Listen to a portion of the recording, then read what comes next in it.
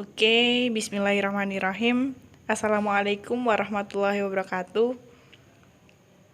Alhamdulillah teman-teman PAIC yang berbahagia. Setiap minggu kita bisa berjumpa dalam kelas psikologi. Dan yang mana sekarang kita sudah memasuki pembahasan peran dan pengaruh pola asuh orang tua dalam kepribadian anak. Yang mana secara tidak langsung ini berkaitan dengan masa lalu kita, masa sekarang, dan masa yang akan datang. Masa lalu sampai masa sekarang, saat ini kita masih menyandang status sebagai seorang anak. Dan mungkin cepat atau lambat, pasti kita akan mengharapkan atau berharap kelak kita akan menjadi orang tua, menjadi seorang ibu, dan menjadi seorang ayah bagi anak-anak kita. Oke, tanpa berlama-lama, langsung saja kita memulai pembahasan kali ini. Yang pertama, kita perkenankan kelompok kami, yaitu saya sendiri, Rizky Febi Wulandari, dan partner kita, yaitu ada Melati Nur Isnaini, dan juga Fitria Alia Tunisa. Oke, pembahasan pertama akan disampaikan oleh Mbak Fitria. Waktu dan tempat kami persilahkan. Keluarga adalah sebuah lingkungan yang terdiri dari seorang ayah, ibu, dan anak-anaknya. Keluarga sendiri memiliki makna sebuah tempat pendidikan pertama seorang anak dalam pembentukan karakter dan sikap seorang anak. Dan cara untuk menciptakan karakter anak yang baik itu dipengaruhi oleh pola asuh orang tua. Orang tua memiliki peranan yang besar dalam keluarga, terutama dalam pengembangan anak.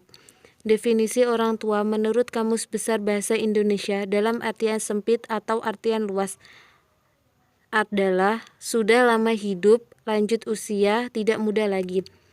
Peranan orang tua sangat besar dalam keluarga, karena orang tualah yang bertanggung jawab dalam pengembangan karakter dan pendidikan anak. Istilah pola asuh terdiri dari dua kata, yaitu pola dan asuh. Menurut Purwadarminto, bahwa pola adalah model dan istilah asuh diartikan menjaga, merawat, dan mendidik anak, atau diartikan memimpin dan membina, melatih anak supaya bisa mandiri dan berlatih sendiri. Dan dapat diartikan bahwa pola asuh adalah sejumlah cara atau model didikan yang diberikan orang tua meliputi merawat, membimbing, mendidik, dan membina anaknya dari mulai lahir sampai dewasa yang bertujuan menjadikan anak berkarakter baik dan berpendidikan. Yang selanjutnya yaitu bentuk-bentuk pola asuh. Menurut Bowrin, pola asuh itu dibagi menjadi 3. Yang pertama yaitu pola asuh autoriterium, otoriter. Pola asuh ini orang tua terlalu banyak menuntut dan kurang merespon keinginan anak dan kurang menanggapi anak. Yang kedua yaitu pola asuh permisif, yaitu di mana orang tua tidak terlibat dalam pengembangan dan perkembangan anak. Anak diberi kebebasan dalam memilih sesuatu yang diinginkan. Yang ketiga yaitu pola asuh otoritatif, yaitu pola asuh yang membebaskan anak dan mendorong anak untuk hidup mandiri. Tetapi orang tua masih menetapkan batasan-batasan dan mengendalikan tindakan anak. Adanya musyawarah membuat keharmonisan dalam keluarga. Jadi menurut saya pola asuh yang terbaik yaitu pola asuh otoritatif, karena pola asuh ini kombinasi antara tuntutan dan membolehkan atau mengizinkan, serta pola ini memberi pegangan yang baik dalam perkembangan anak.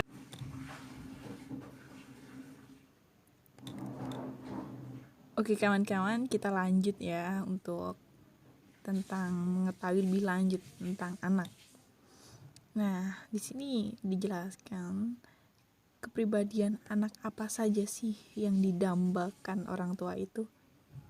Jadi ini yang ideal ya teman-teman. Jadi anak yang seperti apa yang orang tua banggakan, idamkan, dan yang pasti bukan hanya orang tua tapi masyarakat sekitar juga akan seneng gitu kalau ketemu anak tersebut.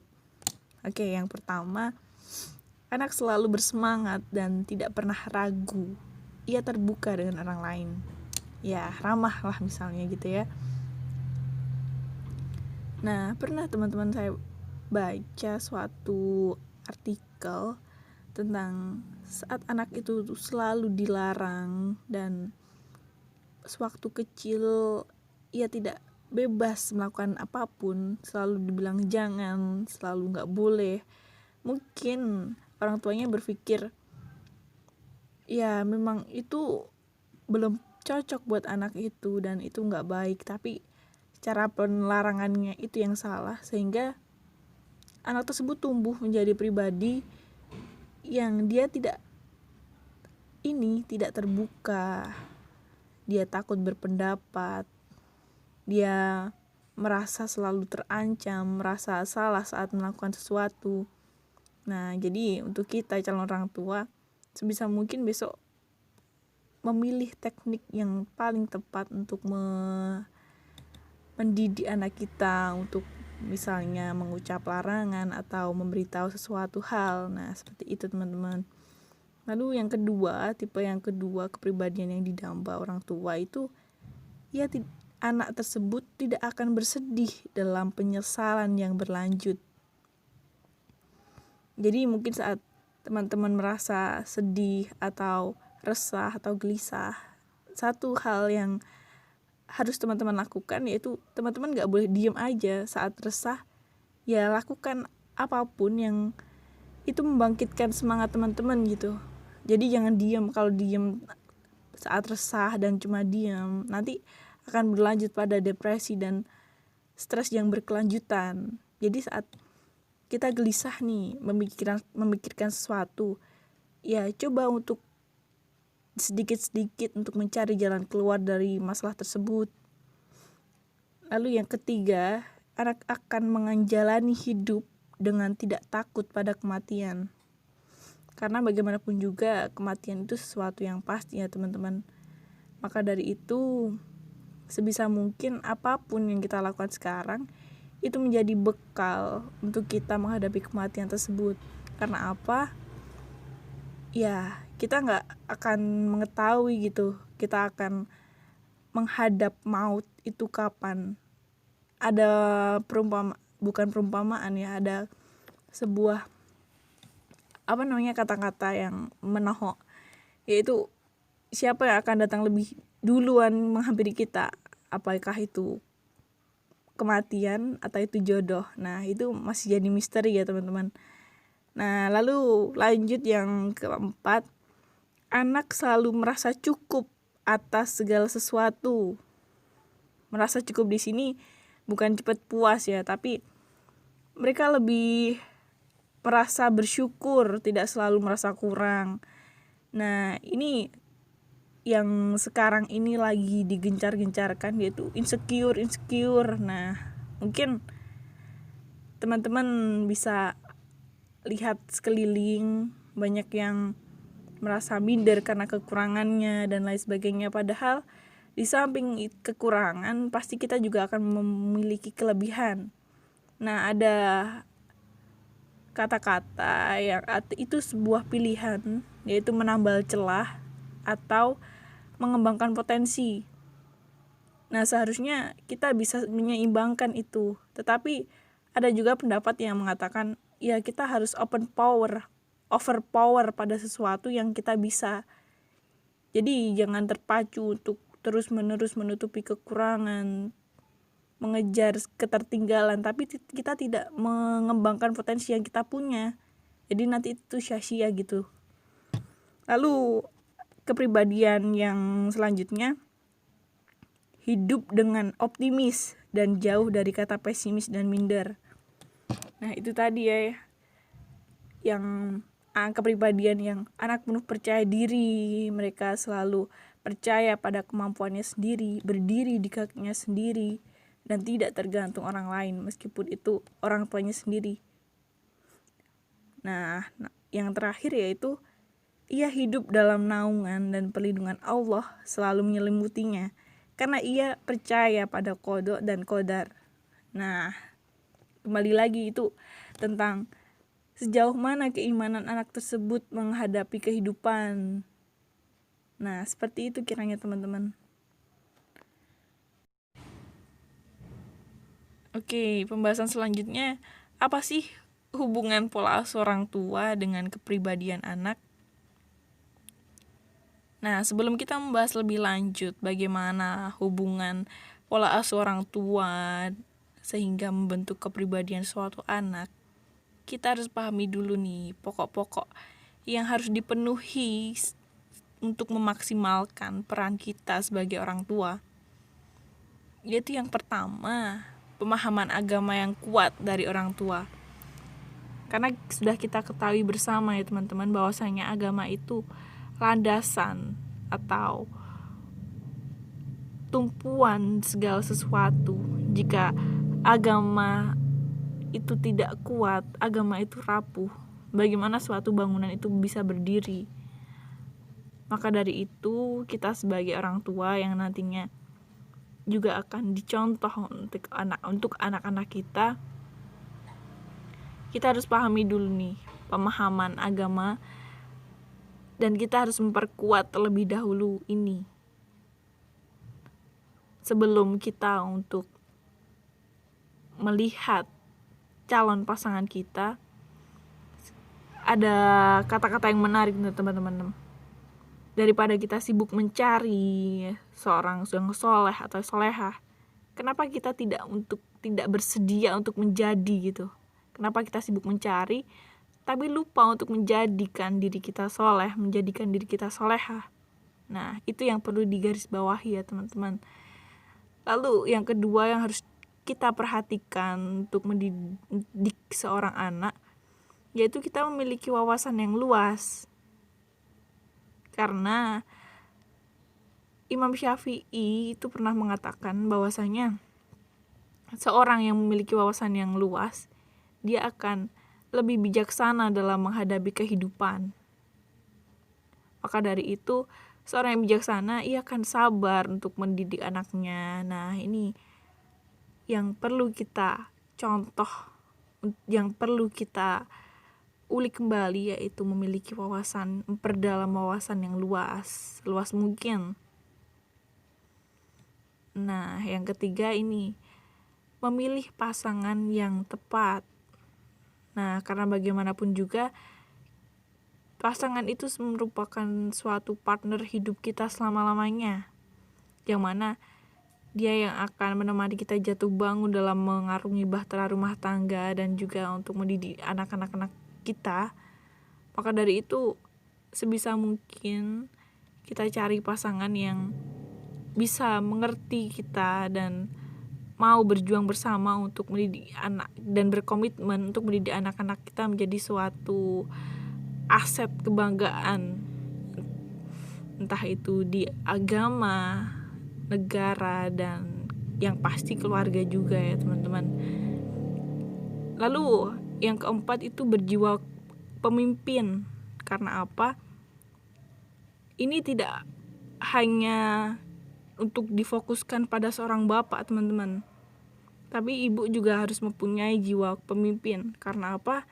Ya, saat bapak pergi atau ayah pergi untuk mencari nafkah, yang menjadi wakilnya itu ibu. Jadi ia yang mengatur segala sesuatu. Maka dari itu, dia juga harus bisa menjadi pemimpin. Nah, yang terakhir ini, mempunyai cinta dan kasih sayang. Karena apa? Sesuatu yang tidak dilandasi dengan cinta dan kasih sayang, ia akan berjalan dengan sporadis. Ya, tidak akan bermakna gitu teman-teman.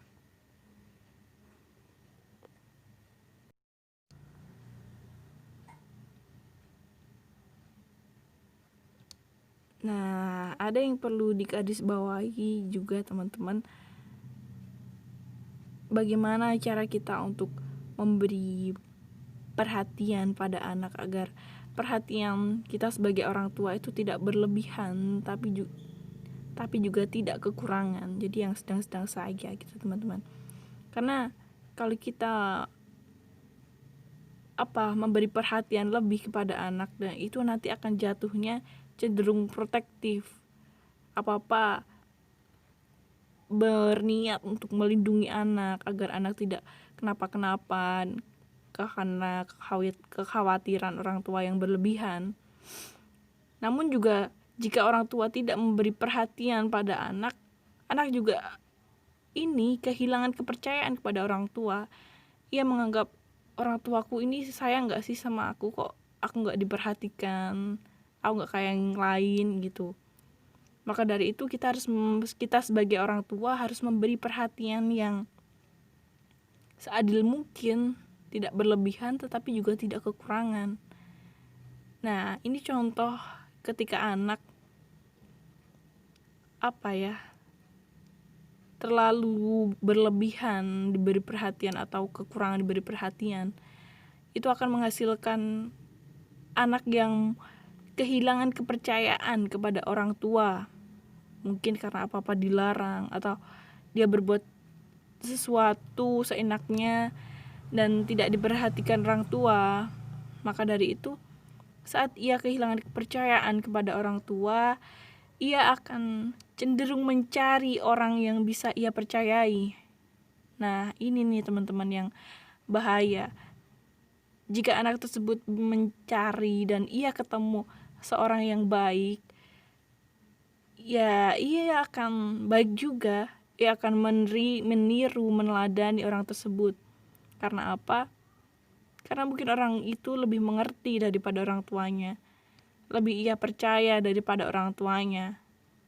Namun, jika sebaliknya, jika seorang anak itu bertemu dengan orang yang salah, bertemu pada orang yang tidak memiliki moral, dan ia contoh, maka alamat anak itu akan terjerumus pada sesuatu yang keburukan. Dan ini sangat krusial sekali teman-teman. Maka dari itu, kita sebagai orang tua ya menanamkan kepercayaan kepada anak kita agar mereka yakin dan merasa terlindungi tetapi juga tidak terlalu dikekang, dan ia percaya dengan kita gitu, agar mereka tidak mencari orang lain untuk dia percayai atau lebih dipercaya daripada orang tuanya, karena itu pengaruhnya sangat signifikan sekali teman-teman. Baik, yang selanjutnya tahapan anak yang harus kita perhatikan. Yang pertama, pengajaran adab pada usia 5-6 tahun. Pada usia ini, anak diajarkan akan baik buruk sesuatu. Dari sana, perlahan anak diberitahu mana yang harus ia lakukan dan tidak boleh dilakukan. Selanjutnya, pembelajaran bertanggung jawab pada diri sendiri pada usia 7-8 tahun. Pada usia ini, anak sudah mulai diajarkan tanggung jawab yang harus ia penuhi. Dalam hal ini, Islam juga mengajarkan untuk membiasakan sholat sejak usia 7 tahun. Selanjutnya, dididik peduli terhadap sesama pada usia 9-10 tahun. Pada umur ini, anak mulai dibimbing untuk tidak hanya memikirkan dirinya sendiri, tetapi juga lingkungan sekitar termasuk orang lain. Diharapkan jika tahap ini sukses, maka ia akan mudah untuk bekerja sama dan saling mencintai terhadap orang lain. Selanjutnya, referensi Al-Quran. Di dalam Al-Quran, surat Al-Luqman ayat ke-13-19 telah dijelaskan mengenai peran orang tua terhadap anak, sebagaimana tertuang dalam pendidikan yang diajarkan Nabi Nuh, Ibrahim, Yakub terhadap anak-anak mereka. Salah satunya di dalam surat Al-Luqman. Nah, pada surat Al-Luqman ini menjelaskan bahwasanya Luqman berkata kepada anaknya, yaitu larangan akan mempersekutukan Allah, dengan maksud untuk mengajarkan pentingnya memulai segala sesuatu dengan meninggalkan yang buruk dan memulai dengan yang baik. Sikap tegas tersebut tidaklah kasar, akan tetapi menunjukkan kepada anaknya sesuatu yang positif. Kemudian juga memerintahkan untuk melaksanakan sholat, yaitu dengan cara mengajak anaknya untuk melaksanakan sholat. Sehingga sebagai orang tua sudah sepantasnya untuk selalu mengajak anak-anaknya agar selalu mendirikan sholat. Baik, mungkin ini yang dapat kami sampaikan. Jika ada tanggapan atau pertanyaan, bisa kita diskusikan bersama-sama. Sekian. Wassalamualaikum warahmatullahi wabarakatuh.